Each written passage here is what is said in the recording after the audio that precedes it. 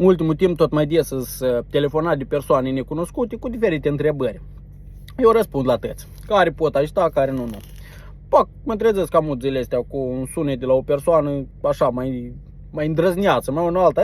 Să-i faci, ai bani, grijă, zic, da, ce fac, nu-ți fac nici dacă ești cu mine. Iar ne atacă glumii de astea, zic, nu zic netale, zic, tot normal, zic, nu s-așa bătrân.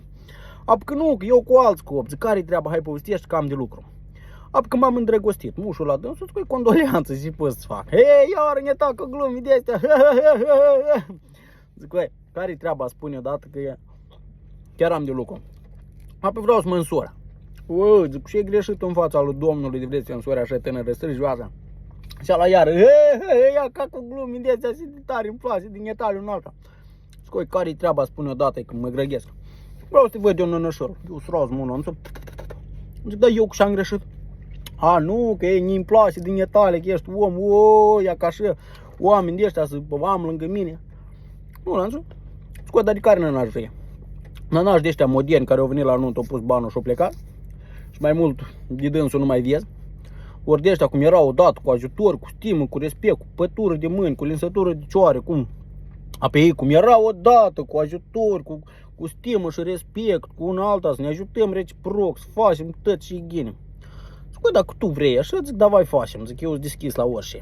Așa la când auzi că da, în 30 secunde, eu zic de 40 de ori nănaș.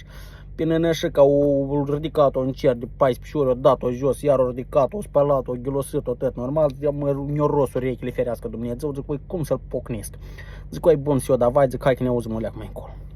Șed, eu șed, ia să-l sun. Îl sun, zic, și eu nu zic, m-a sunat tata de la Șandreni, zic că trebuie de încărcat 2 mașini pline de șocane de la câmp și n-are cu cine, zic, du-te, tu rog frumos, tu cu șina. Dar cum să nu mă duc eu, nănășele, facem? Îl văd, mălădiețe. Ras peste vă 20 minute iar îl sun. Zic, și nu, așa la și.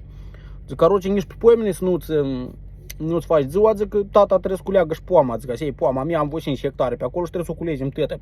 Eu nu știu cât tractoare, să-i da figa. Zic, tot așa, zic, mai dacă ceva mai găsești niște oameni. Și ala de-am să o muiet la glas, zic, hai convidie.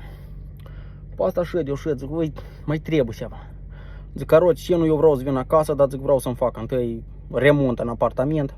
Și am înțeles că ești cu stroica. Da, nănașul, tot normal. Zic, eu nu prea cu bani, am zic, da, hai te rog frumos, fă-ne la așa, degeaba, zic, parcă mi ești șen, zic, azi vin la nuntă, pe acolo să mai cheltui, zic, hai fă-ne apartamentul. Așa o gângâit și am pus trupca, pe asta zic, de să-l sun să-i spun că am glumit. M-a blocat și pe Facebook, m-a blocat și pe telefon și pe Instagram, am scăpat.